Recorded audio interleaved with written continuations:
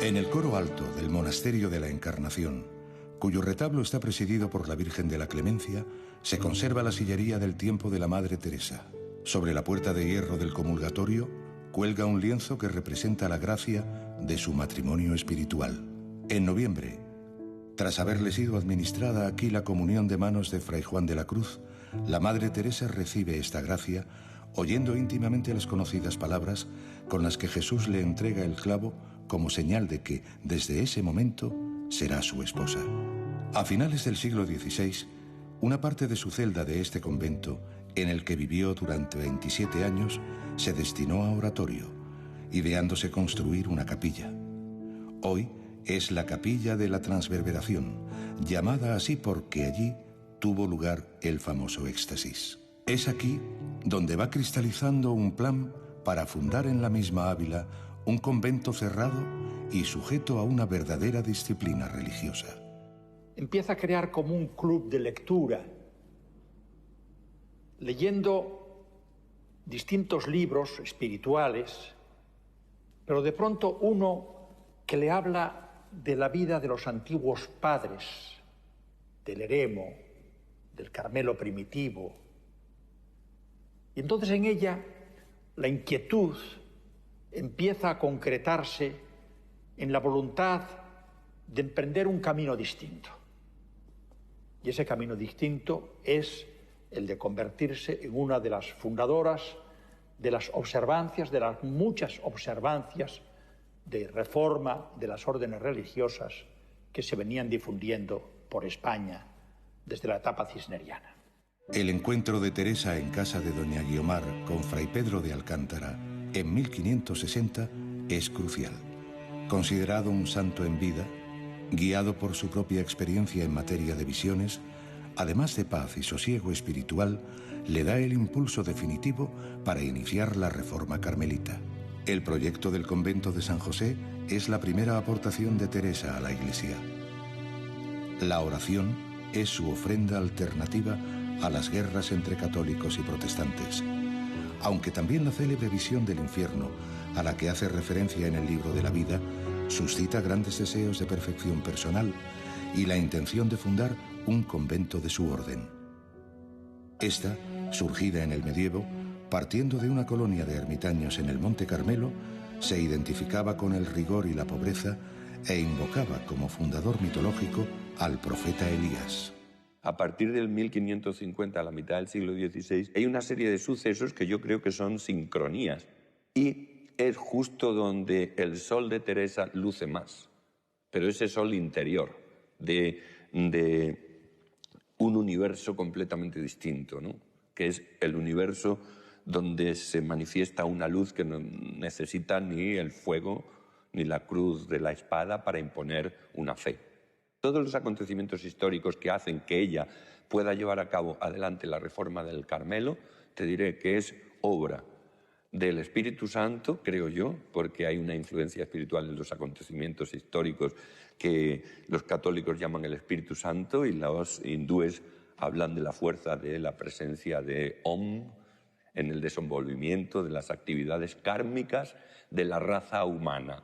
Emplea el lenguaje que quieras, pero hay una serie de coincidencias, sincronías y fuerzas que están operando, y entonces la reforma del Carmelo, la manifestación de los místicos, el declive del sol en el que no se pone el imperio y el mundo nuevo que viene ya con el Renacimiento consumado después de la Edad Media, es el momento en el que hay un cambio muy importante, y yo creo que ese cambio tiene que ver con la oración de los místicos. Esos grandes cambios en la humanidad se producen con las conciencias evolucionadas que se desarrollan y que a través de oraciones poderosísimas envían ondas a la humanidad y una frecuencia vibracional que hace que la humanidad eleve el nivel de conciencia y se manifieste en el arte, en la filosofía, en la técnica, en la religión y en todo. El escándalo que se levanta en el Monasterio de la Encarnación por la fundación del nuevo convento se expande por la ciudad, que amenaza con movilizarse. Sus compañeras, que reclaman remediar sus penurias económicas con el dinero que va a costar su construcción, pretenden enviarla a la cárcel conventual. en Ávila se opusieron a la fundación de San José. Tenían muchos conventos, que es lo que dicen, de pobreza. Tenían muchos pobres. O sea, un convento más de pobreza exige más limosnas y no estaban los tiempos para muchas limosnas. Ella va a fundar por limosna. Limosna quiere decir que unas señoras se encierran en un convento presuponiendo que como ellas rezan, prestan un servicio social por el cual la sociedad va a pagarles como si fuera un salario en forma de limosna. Eso en una sociedad actual se considera unas vagas, pero en la época no. Entonces ella, cuando funda San José, lo funda de limosna. Y entonces su razonamiento es, nosotros hacemos San José. Al orar hacemos un servicio a la comunidad de Ávila y a toda la cristiandad porque propiciamos ante Dios, el nivel de realidad divino, las mercedes. Entonces necesito, o sea, se nos es obligado un salario. Eso hoy en nuestras sociedades desacralizadas no funcionaría. O sea, hoy Santa Teresa de Jesús, no podría fundar en esos contextos sacros en que fundó. No podría. En la actualidad, Ávila es una ciudad visitada por turistas y peregrinos de todo el mundo, especialmente atraídos por sus murallas, sus calles estrechas, sus iglesias o sus palacios, pero principalmente para reencontrarse con el recuerdo de Santa Teresa, convertida en figura universal. En la iglesia de San Juan aún se conserva la pila bautismal berroqueña del siglo XV, donde fue bautizada. Sin embargo, hay quien sostiene que probablemente, aunque fuera bautizada en Ávila el 4 de abril de 1515, Teresa habría nacido en Gotarrendura, pequeño municipio al norte de la capital, donde se casaron sus padres. Algo totalmente imposible en aquel invierno en el que nació doña Teresa de Ahumada. Pero Gotarrendura es algo cordial porque conserva algunas de las posesiones de las que disfrutó la Madre Teresa de Jesús, sobre todo el Palomar y algunas de las fincas que todavía perviven en los lugares, como es natural. Al hacerla nacer en Gotarrendura, no ha pasado de ser una ocurrencia, aunque a algunos les guste. En este Carmelo, primera piedra de su reforma y auténtico relicario, confiesa que pasó los 6 años más tranquilos de su vida, ya como Teresa de Jesús. La iglesia primitiva conserva este lienzo de Lucas Jordán, Cristo coronando a Santa Teresa, gracia que aconteció allí. También la reja original y el comulgatorio. En la clausura, el retablo barroco del coro bajo está presidido por el Cristo del Amor, labrado con hojas de palma en tierras americanas. Debajo, la artesa en la que dormía en penitencia. Por esta escalera, que llamaron del Diablo, es por la que cayó la noche de Navidad de 1577 la Madre Teresa, rompiéndose el brazo izquierdo. Cuenta también el convento de San José con salas museo, donde se expone al público un importante legado como esta tabla anónima del siglo XVI que trajo ella de casa de sus padres. Este ataúd conservó su cuerpo a raíz de su muerte durante casi un año antes de ser devuelto a Alba de Tormes, donde reposa definitivamente tras el larguísimo pleito que entabló la casa de Alba. La jamuga para montar en mula que usaba cuando iba por los caminos a fundar sus conventos. El niño mayorazgo que ella veneraba. Fue bautizado así por ser el primero de todos aquellos niños Jesús que tuvo en sus conventos. Las ermitas constituían oratorios situados en la huerta para facilitar que las religiosas pudieran buscar soledad en la oración. Esta del Cristo debe su nombre a la pintura al fresco realizada por encargo de la Madre Teresa. Las monjas le llamaban el Señor de los lindos ojos. Fue retocada por Francisco de Risi durante su estancia en el convento en 1674. También suyo es este lienzo que recoge uno de sus arrebatos. Es una Santa Teresa que se encuentra en la antigua cocina del convento.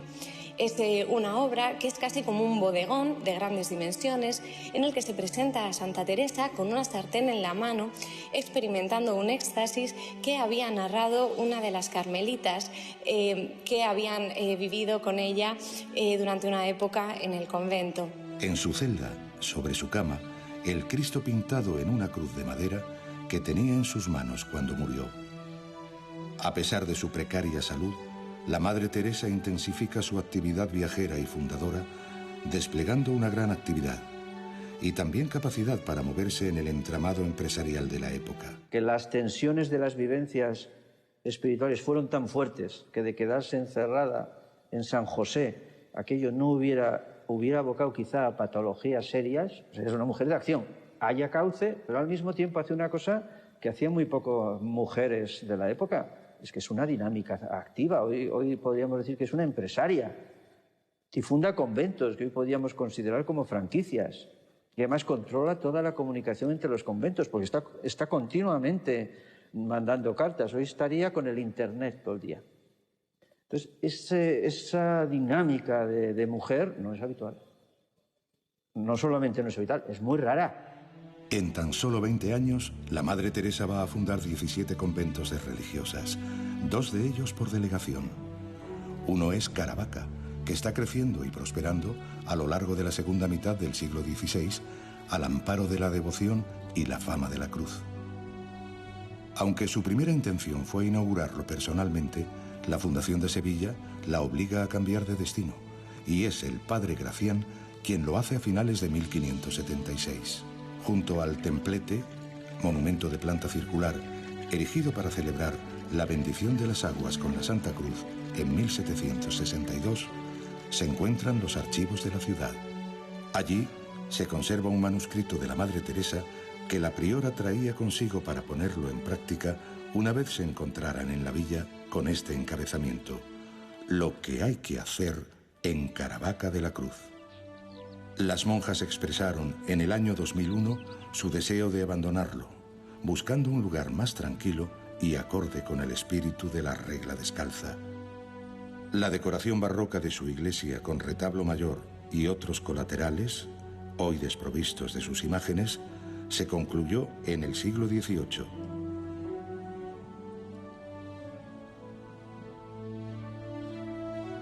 Granada es la otra fundación que la Madre Teresa no inaugura personalmente. Al no poder contarse con su presencia por encontrarse enferma y preparando la fundación de Burgos, la entrada en Granada careció de solemnidad.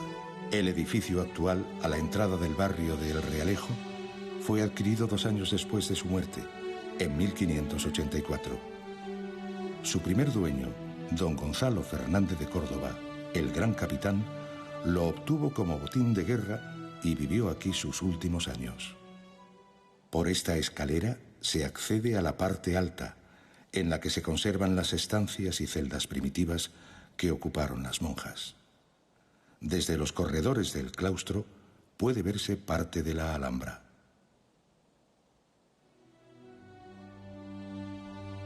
Remodelado en el siglo XVIII, alberga reliquias de Juan de la Cruz, como su báculo, junto al de la Madre Teresa, con cilindro metálico en primer término, o el cáliz con el que celebraba misa en este monasterio. En 1567, el padre Juan Bautista Rubeo, prior general de la orden, había concedido a la Madre Teresa licencia para que, además de conventos de monjas, fundara 2 conventos de carmelitas contemplativos reformados en la provincia de Castilla. Para su desarrollo fue decisivo su encuentro con Juan de la Cruz, un gran místico y poeta que apenas contaba 25 años. La Madre Teresa tenía 52 y se encontraba organizando su segunda fundación en Medina del Campo. Desde la torre del homenaje del Castillo de la Mota, donde vivió Isabel la Católica durante largos periodos, se domina la villa. Ella en Medina tuvo la suerte de entrar en esa era que pasa de la Edad Media a la moderna, donde la nobleza rural empieza a transformarse ya en una sociedad mercantil, donde nacen por primera vez en Medina los grandes banqueros, los mercaderes, los comerciantes, y a ella le atrae mucho este tipo de gente, porque ven ellos la fuerza económica que necesita. Como ella, que aborrecía los dineros, porque dice: Señor, tú eres el Señor de rentas y renteros, pero yo quiero todo en pobreza, desprendida, sin lujos, sin honra. Pero la sociedad donde vivo necesita dineros, honra, lujo, y yo me voy a moldar a esa sociedad, con la libertad de los hijos de Dios, pero siempre amoldándome a sus costumbres.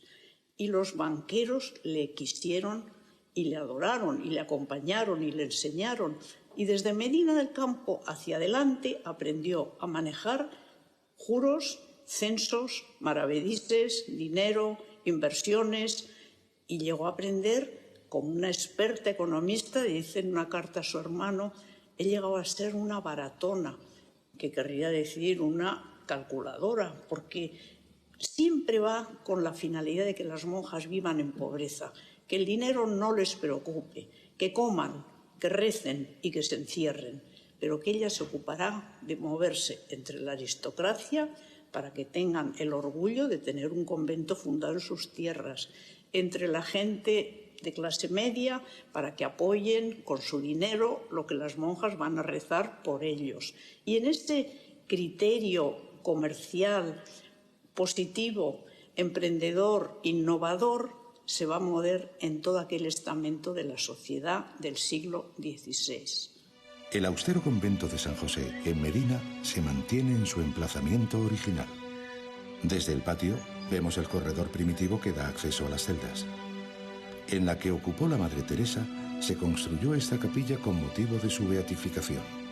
Es en la planta baja donde se encuentra el museo abierto al público. Aquí se conserva el breviario en el que rezaba y este autógrafo que utilizaba para marcar las hojas con una peculiar anotación. Calculó el día de su muerte contando 33 años a partir de su toma de hábito, número simbólico coincidente con los años de vida de Cristo.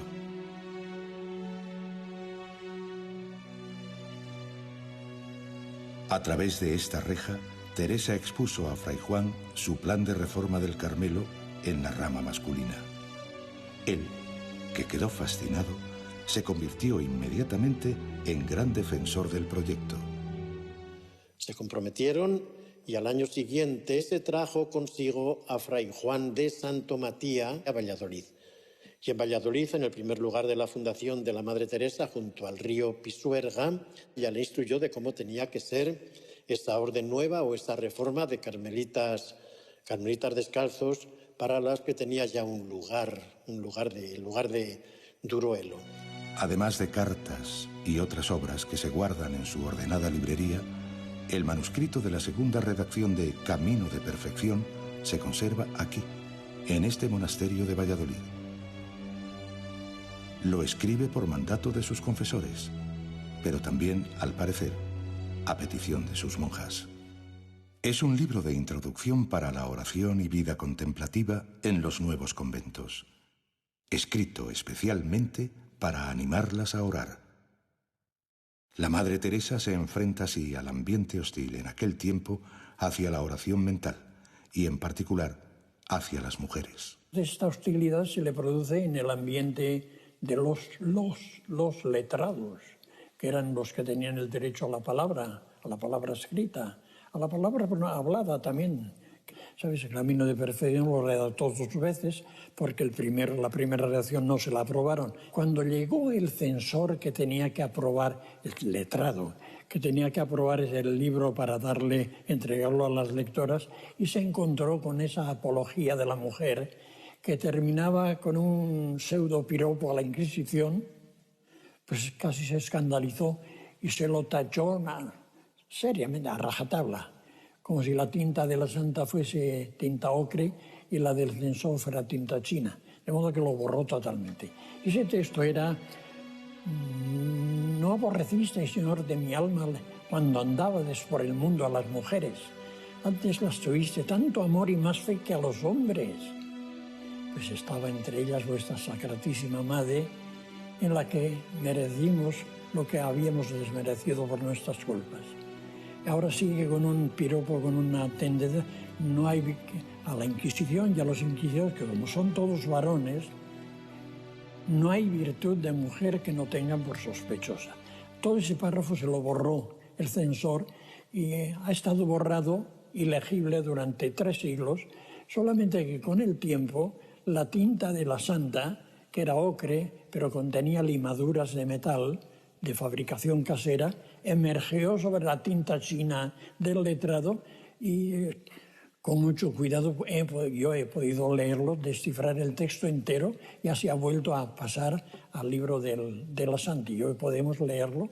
Bueno, esto significa que la Santa pues tenía un aprecio especial para la mujer. Ella fundó, en realidad, el Nuevo Carmelo lo fundó a base de un grupo de mujeres. Luego vio que para dar vigencia a estas mujeres y hacer institucionalizarlas en la Iglesia necesitaba tener también el apoyo de un grupo de carmelitas descalzos. Y escogió a San Juan de la Cruz y fundó Duruelo. Pero en realidad ella fundó los 16 Carmelos, ella los fundó. Es una líder femenina y ponderó siempre las cualidades de la mujer. Interpretado como el libro programático de su reforma, Camino de Perfección es para muchos el manifiesto prefeminista de la Madre Teresa, aunque hay cierta controversia sobre el alcance del término. Hoy día, por supuesto, sería un feminismo, pero no se puede comparar, porque hoy día el feminismo está amparado. El feminismo se ve como un derecho justo, una expresión, una forma de ser incluso. Hoy día el ser feminista no es peligroso. No solo no tiene ninguna desventaja, sino que puede tener a lo mejor hasta ciertas ventajas. Pero es que en tiempo de Santa Teresa, el recabar los derechos, me permito siempre acentuarlo, y derechos sobre todo espirituales, que era lo más peligroso, entonces sí que era arriesgado. Y ella lo sabe. Y con ello se compromete. No solamente era feminismo en tiempo de Santa Teresa, sino que era un feminismo muy avanzado y un feminismo peligroso. Si entendemos por feminismo una alternativa a los modelos familiares reglamentados por una determinada cultura y protagonizados por el varón, evidentemente ella reivindica mujeres independientes, empezando porque es una mujer que lee, o sea, es una mujer culta. Hay una cosa que no sé si muchas veces se ha señalado. Ella, frente a las franciscanas, como mujeres, que son conventos de pobreza y de austeridad, pero no cultos, ella quiere que sus monjas lean y escriban. Claro, es que leer y escribir en la época era, en mujeres, menos del 10% de la población. Es como si hoy para un convento de clausura nos exigieran el doctorado.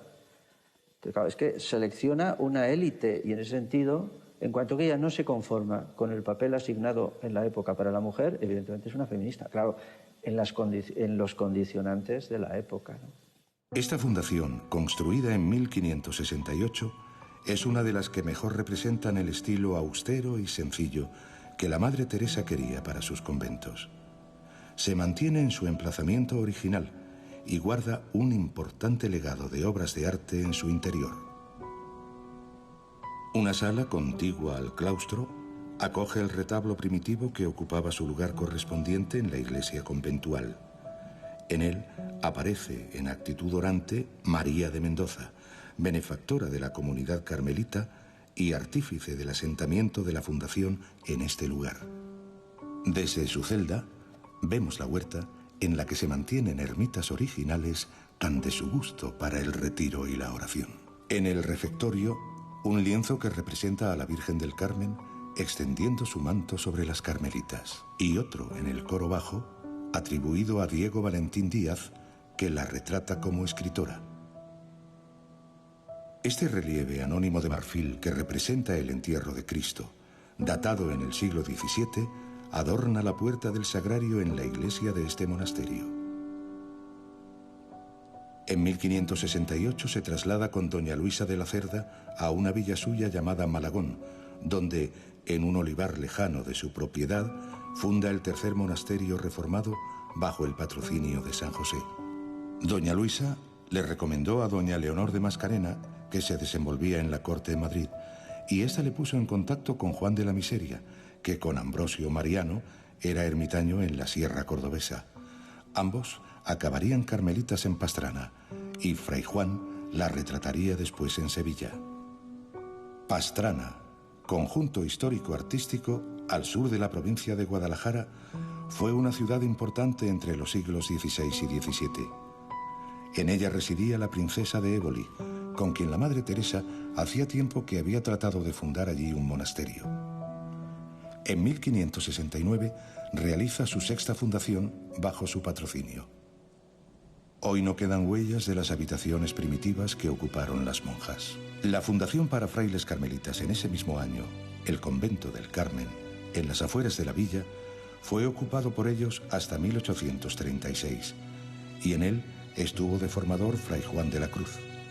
Hoy lo ocupa parcialmente una comunidad de franciscanos. El modo de vida penitente de los carmelitas empezó viviendo en cuevas, entre las que buscaba su retiro el santo, y poco después en las ermitas, que al igual que las cuevas, aún se ven en la huerta. Esta imagen, pintada por Juan de la Miseria, entonces en el convento, y de la que la tradición dice que habló en alguna ocasión a la Madre Teresa, se conserva en este estado.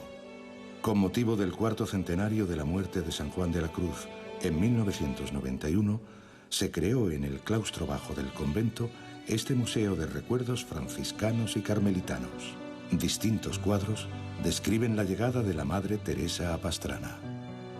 La princesa de Éboli aspiraba a convertirse en monja tras la muerte de su marido en 1573 y mantener el convento según sus criterios, cuestión que motivó graves desavenencias con la Madre Teresa, quien suprimió la fundación trasladando a las monjas secretamente a Segovia, una de las ciudades más prósperas y populosas de Castilla en aquella época.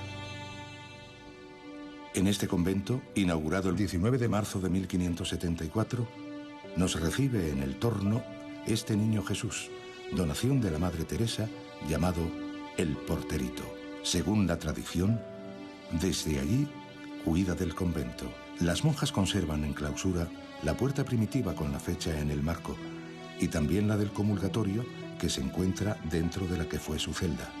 En esta urna, la almohada sobre la que reposaba en el momento de su muerte, regalo de las hermanas de Alba de Tormes. Entre las obras de arte, en el retablo de la iglesia, este San José de Salvador Carmona, uno de los escultores más destacados del siglo XVIII.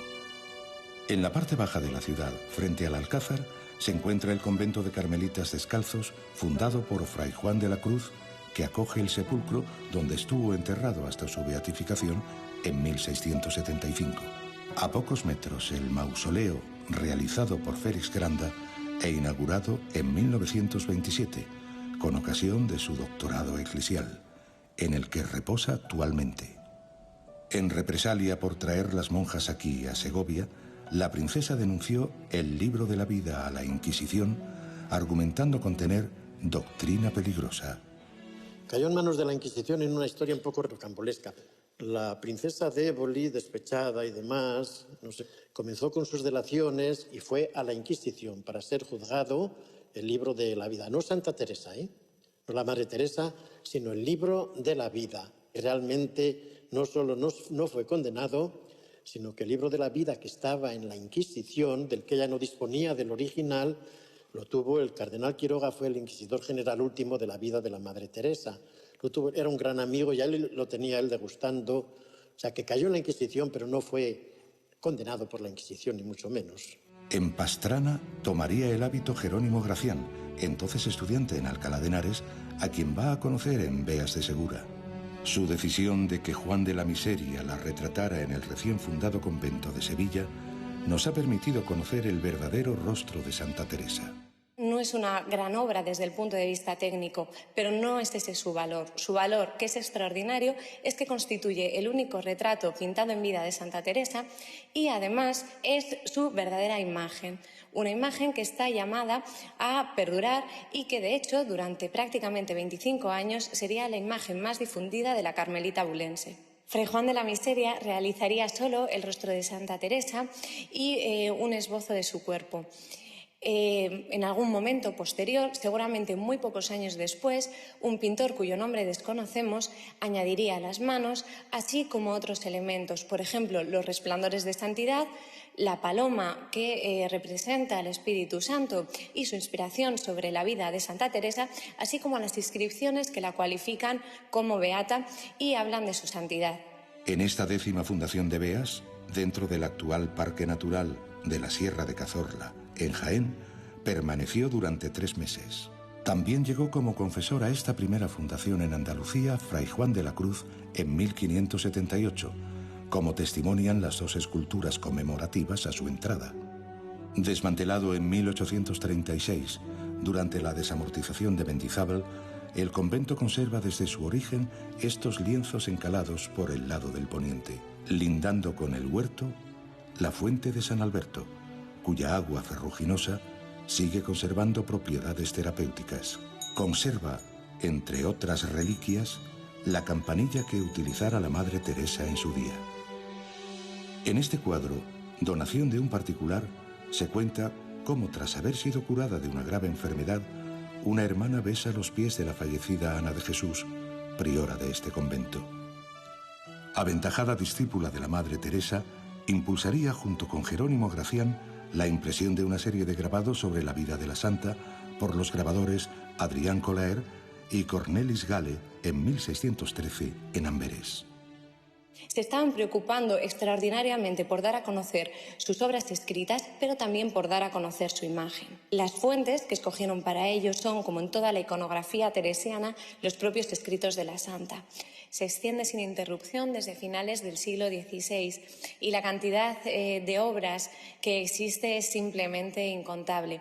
Además, tenemos que tener en cuenta que su extensión geográfica es universal. Los conventos carmelitas, tanto de Amberes como de Bruselas, encargaron a Rubens un tratamiento iconográfico de la santa y de su taller salieron algunas obras. Una de ellas es Santa Teresa intercediendo ante Cristo por los pecadores, que refleja un tema muy particular de la iconografía teresiana que está ligado a la fundación del convento vallisoletano. Por otra parte, Rubens trató también un retrato que se basaría en una de las copias del retrato de Fray Juan de la Miseria, pero mejorado increíblemente por las manos del maestro.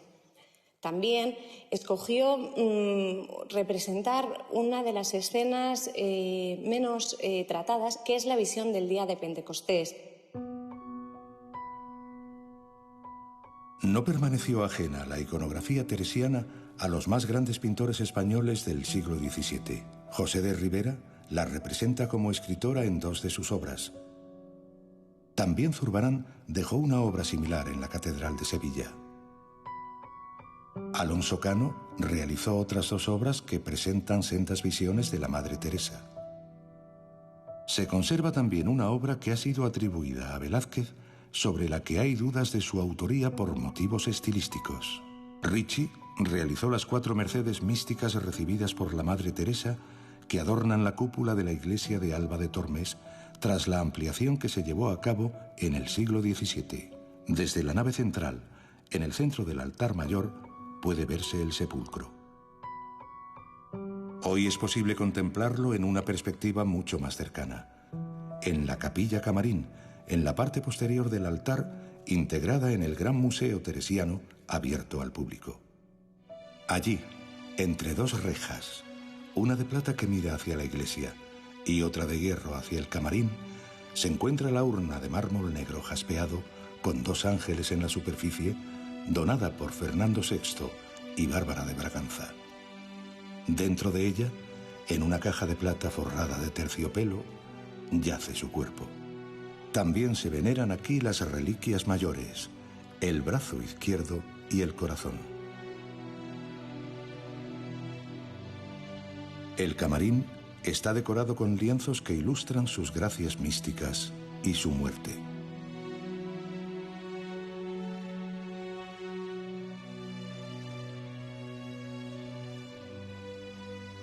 Desde un lateral de la nave central de la iglesia se accede al Museo de las Reliquias, antigua sala capitular, donde, junto a la celda en la que murió, se exponen facsímiles y algunos recuerdos teresianos. El reloj de este monasterio de Alba de Tormes señaló con sus campanadas la hora en que murió, las 9 de la noche del 4 de octubre de 1582. Precisamente en la madrugada que entraba en vigor el nuevo calendario gregoriano, que eliminaba 10 días, de forma que amaneció el 15 de octubre, fecha en que la Iglesia celebra su festividad. Hay un ajuste del calendario, que era el calendario oficial, que era el calendario religioso, ¿no? Era el calendario oficial, al calendario solar. Entonces se dan cuenta de que había ahí un pequeño desajuste. Los instrumentos de medición, claro, no estaban tan desarrollados y sobraron 10 días, pero justo el día después de que se murió Teresa.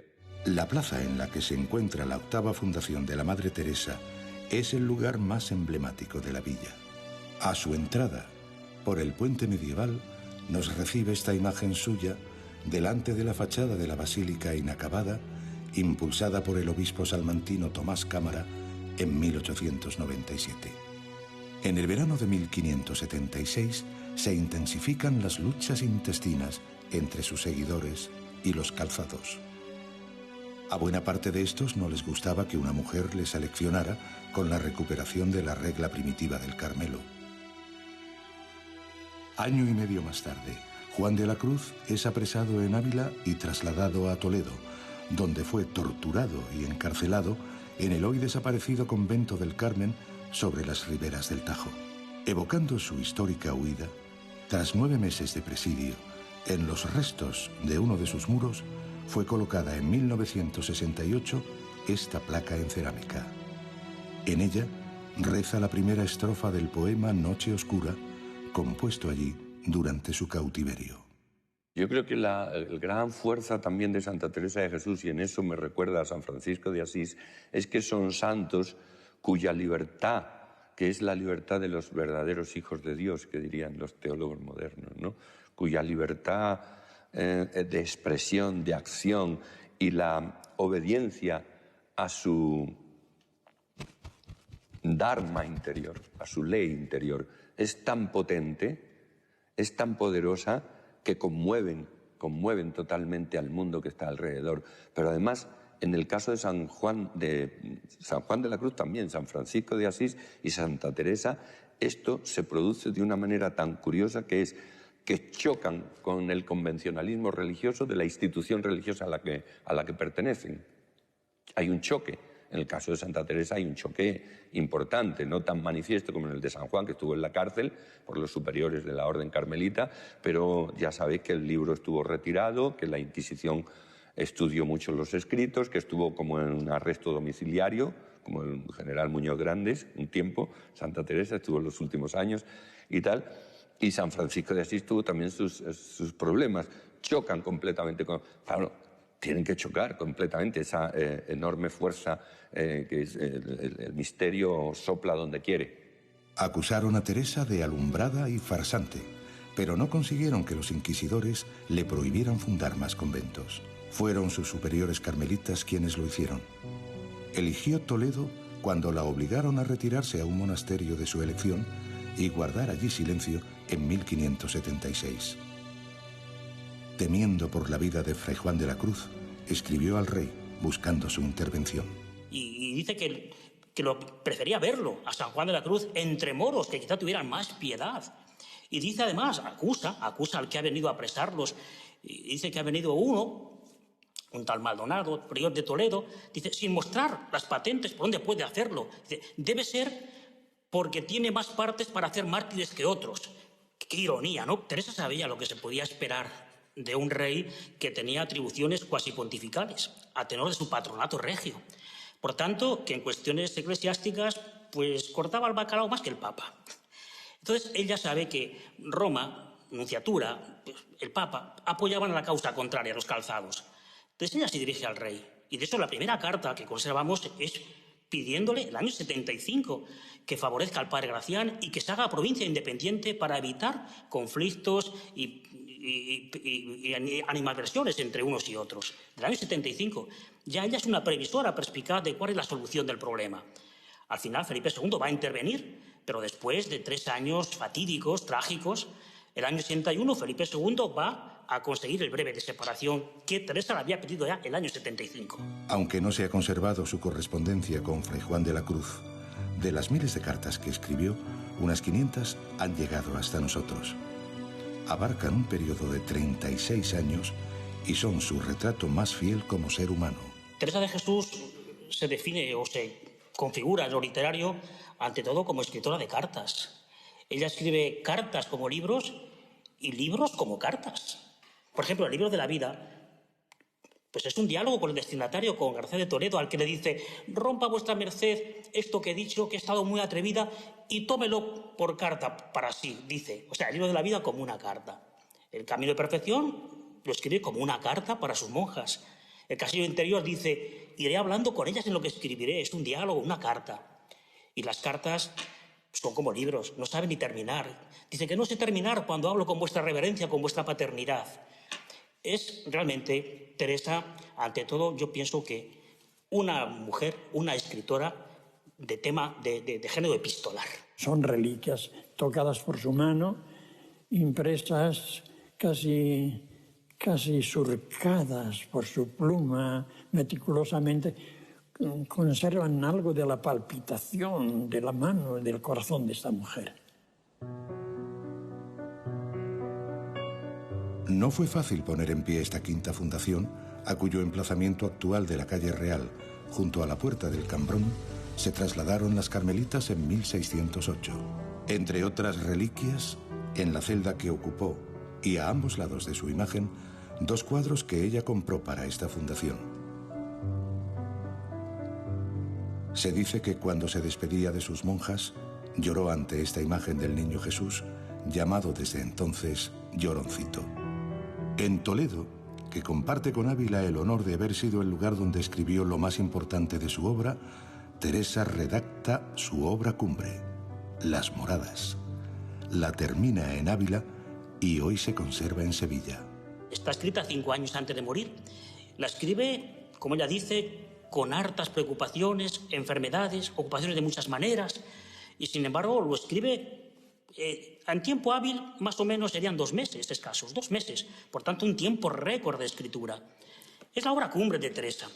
Y yo digo que es también la más fascinante, aunque la gente le parece que le tiene miedo. Empezando porque ella escribe casi, el castillo interior es casi una reminiscencia de los libros de caballerías. Ella leyó el Amadís de Gaula. En el Amadís de Gaula aparecen infinitos castillos, 14 con nombre, pero hay uno sobre todo encantatorio, el castillo de Miraflores. Y según lo describe García de Montalvo, dice que es un castillo la mejor morada, con laberintos, con jardines. Uno piensa que Teresa, a la edad de 62 años, ¿verdad?, está evocando las lecturas juveniles, está recreando el castillo de Miraflores, está haciendo una novela de caballerías a lo divino, a lo divino. Por tanto, empecemos por ahí. Es un libro fascinante, El castillo interior. Y Teresa nos invita a descubrirlo, a pasearnos por esos rincones paradisíacos del alma. Yo creo que Las Moradas, dentro de la tradición cristiana occidental, es un libro y una experiencia de gran impacto. Pero en el mundo general del propio cristianismo hay otras experiencias. Es decir, en la propia espiritualidad cristiana, sin hablar de la oriental, de la Iglesia bizantina oriental, simplemente la occidental, está la espiritualidad ignaciana, que es una gran trayectoria, está la franciscana, estaba la monástica. Una mística teresiana es una mística muy importante dentro del cristianismo, pero no es la única.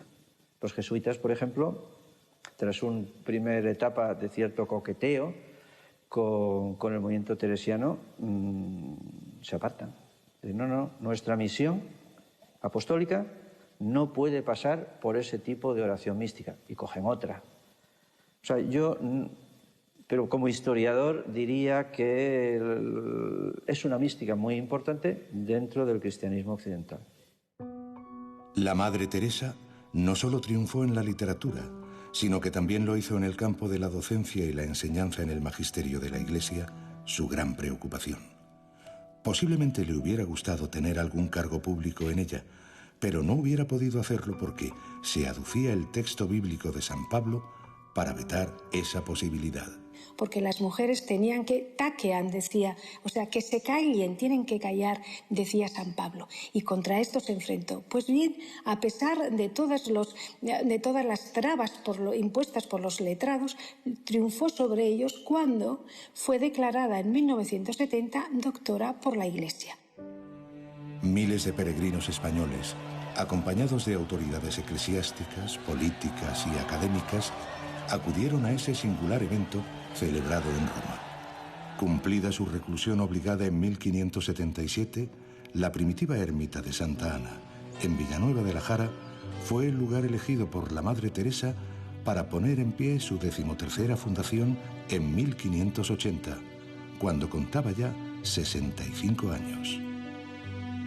En uno de los corredores que dan al claustro, este lienzo de Porcal Queral hace referencia al concierto de ángeles que, acompañada de Ana de San Agustín y Ana de San Bartolomé, oyeron la noche anterior a su llegada a esta villa. En el huerto de la Fundación de Burgos aún se conserva el pozo bajo la ventana de su celda, convertida en oratorio, presidido por esta talla de Gregorio Fernández. Este cuadro en la planta superior del convento recuerda a ella y sus hijas rogando por el fin de las inundaciones que el desbordamiento del río Arlanzón produjo en la casa de la que acababan de tomar posesión en 1582. En el centro de la ciudad, en su emplazamiento original, se mantiene la última fundación llevada a cabo por la Madre Teresa. Allí escribió el epílogo y el último capítulo de Las Fundaciones. Su popularidad se ha mantenido desde el final de su vida.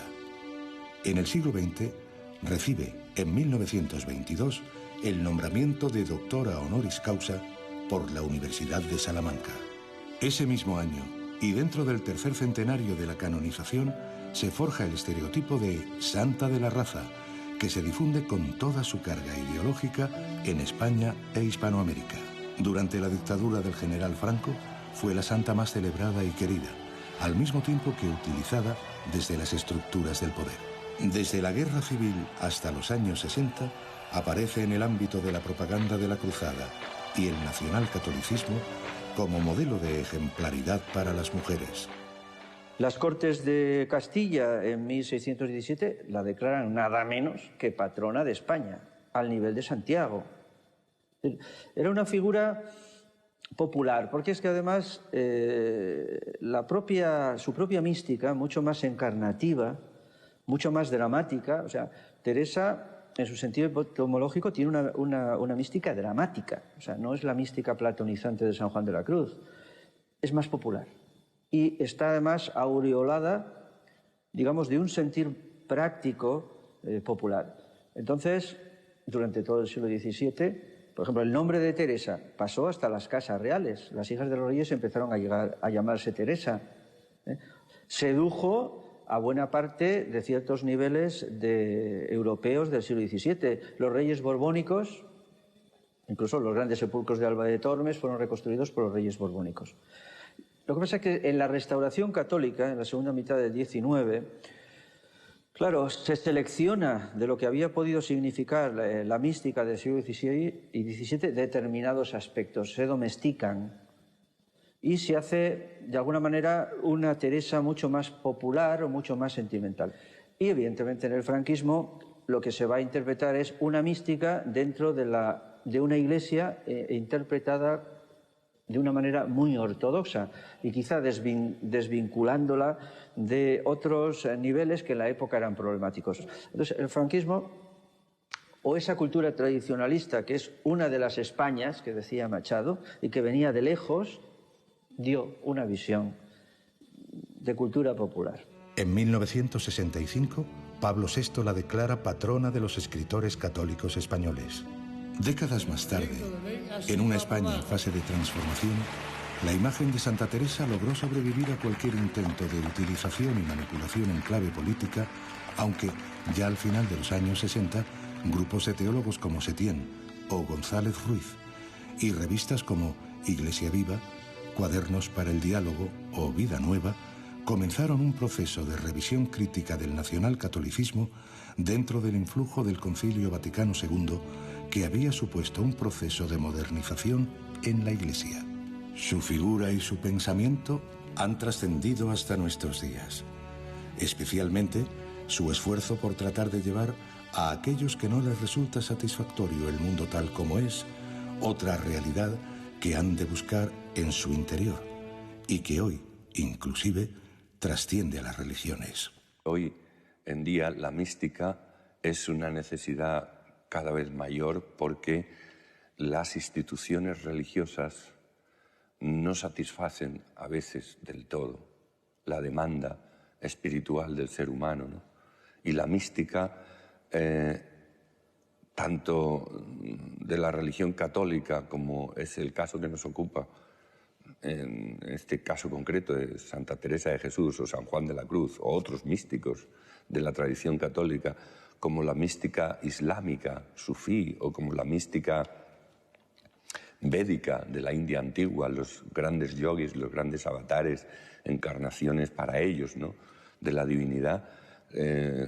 Todas estas corrientes que son parte de lo que Aldous Huxley llamó la filosofía perenne, pues vienen a decir lo mismo, que realmente la necesidad del hombre última, ¿no?, la necesidad, la búsqueda eterna, ¿no?, la necesidad, digamos, trascendente del ser humano, con mayúscula, es la experiencia directa de la divinidad.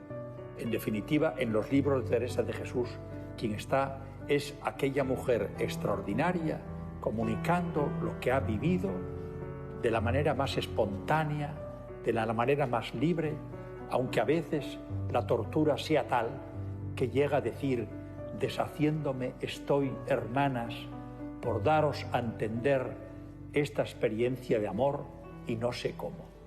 Esa es Teresa de Jesús.